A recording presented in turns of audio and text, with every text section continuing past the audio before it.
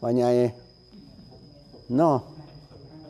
ไปสิมาเฮ็ดหยังนี่บ่ได้เด้จังซี่นะคันไปฮอดสิไปตีหันตีนี่เฮือนกูเด้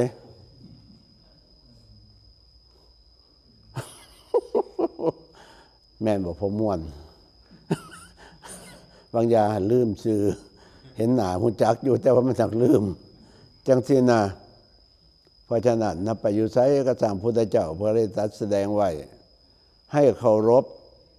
เจ้าของถิ่นอันนี้คือวัดปฏิบัติของพระเฮาคันเจ้าของถิ่นเพิ่นอนุญาตนี่ต่างๆแล้วเฮาจังคอยเฮ็ดคอยทำแม้สิเว้าหยังต่างๆนี่สิเว้าโลดบ่ได้เด้ต้องเบิ่งซะก่อนคันอยู่ในวัดในหยังต่างๆคันพระเถระเพิ่นอยู่เว้าโลดเนี่ยต่างๆนี่บ่ขออนุญาตนี่หั่นผิดปานนั้นอีหลีเด้ว่าเพิ่นอันเฮาไปสถานที่อื่นนั่นล่ะเด้อจังซี่นะทั้งแม่ชีแม่หยังก็คือกันเด้อคันนี้หยังพอซอยเพิ่นก็ซอยญาติโยมคือกันเด้อพอออกก็ดีพอทุยไปจักเทื่อแล้วฮะไปเสครับบ่ได้ไปไสอันนี้เพิ่งไปเทื่อไส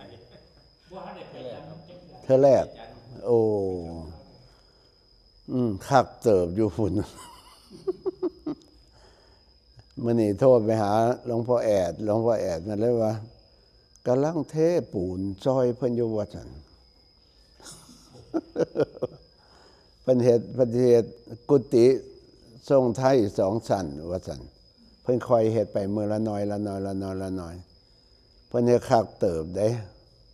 ระเบียบเรียบร้อยดีได้เจ้าอาวาสเพิ่นก็ดีบ่แม่นธรรมดาจันดำนะจังซี่นะ เพราะฉะนั้นก็เฮาไปซอยการซอยงานเพิ่นปฏิบัติธรรมเฮาต้องสำรวมกายสำรวมวาจาสำรวมจิตสำรวมใจขนาดเฮาเป็นอาคันตุกะพุทธเจ้าเพิ่นก็แสดงไว้ให้เคารพเจ้าของถิ่นจะทำอะไรจะพูดอะไรก็ต้องทำความเข้าใจซะก่อนจังสินะอันนี้พระพุทธเจ้าแสดงไปเบิดสุอย่างเนี่ยห้องเข้าห้องน้ำห้องส้วมมืดบ่พ่อใหญ่ทุย พระพุทธเจ้าสอนไหมสอนพระสอนบรรพชิตนี่ก่อนเข้าห้องน้ำทำอย่างไรพ่อนะก่อนเข้าเด้นี่ถ้าประตูห้องน้ำปิดอยู่อย่าเพิ่งเปิดต้องเคาะประตูหน่อยๆหรือถ้างั้นก็สะก่อนคันพอยู่ทางในเพิ่นบ่เว้าเด้เพิ่นก็สิอย่างต่างๆจังซี่ก็ฮู้จักว่าเพิ่นอยู่ในจังซี่นะคันไปฮอดจับปั๊บมันปิดอยู่หั่นเปิดปุ๊บปรับอาบัติทุกกฎพระเห็นบ่เวลาถ่ายก็ห้ามเบ่งแรงเงิดบ่ทวารจะชอกช้ำท่านพุทธเจ้าว่า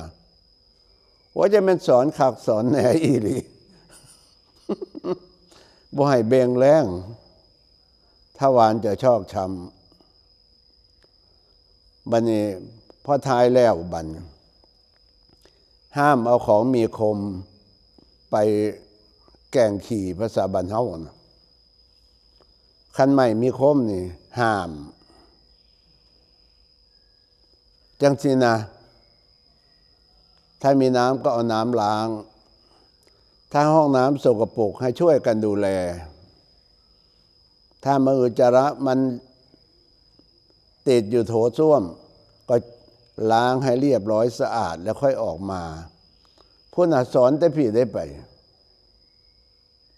คันผู้ใดเข้าใจพระวินัยข้อนี้ลดดี อยู่ไสก็สะดวกจังซี่นะพุทธเจ้าเพิ่นแสดงไว้การเว้าการจาก็สอนเบิดแม้สิตากผ้าตากหยังเนี่ยยังสอนอีก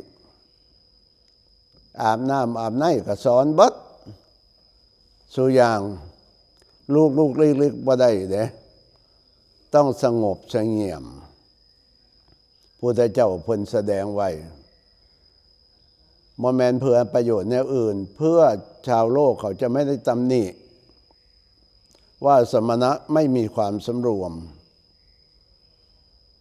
ปานนั้นเด้อถ้าไม่ที่เฮาก็ดีเด้อมีอีหยังก็คอยถามเพิ่นแต่ว่าอันนี้เฮาเคยไปอยู่ดอกแต่หลวงตาย้ำเพิ่มเติมเสริมอีกจังที่น่ะเบิ่งคอยแย่งปฏิบัติเพิ่นเฮ็ดจังได๋ต่างๆกะซอยเพิ่นคันมีแนวพอซอย จังซี่น่ะแต่ว่าคันเบิ่งแล้วบางสิ่งบางประการก็เบิ่งซะก่อนเพราะว่าหลวงตานี่บวชมาโดนก็เกิดมาแน่เติบอยู่ซ้ำพ่อใหญ่พู้นแหละบางเทื่อเฮาหลดอยากซอยเนาะผู้เพิ่นอยู่หั่นเพิ่นหลดบ่ค่อยอิ่มใจเพิ่นมาแต่ไสนี่เพิ่นว่าผู้ใดบอกเพิ่นมานี่เพิ่นว่าไว้จังซั่นก็ว่าจังซี่นะมีเบิดซุอย่างเพราะฉะนั้นเฮาสิเฮ็ดอิหยังต่างๆอยู่ในวัดใดก็สร้างบ่อนใดก็ตามคันเจ้าของถิ่นเพิ่นอยู่ก็คอยถามเพิ่นซะก่อนจังซี่นะคันสมมุติว่าเพิ่นเฮ็ดอยู่กันเฮาสิซอยเพิ่นก็อันนี้ผมซอยครับอันนี้ดีหลายจังซี่นะเด้อเข้าใจเนาะ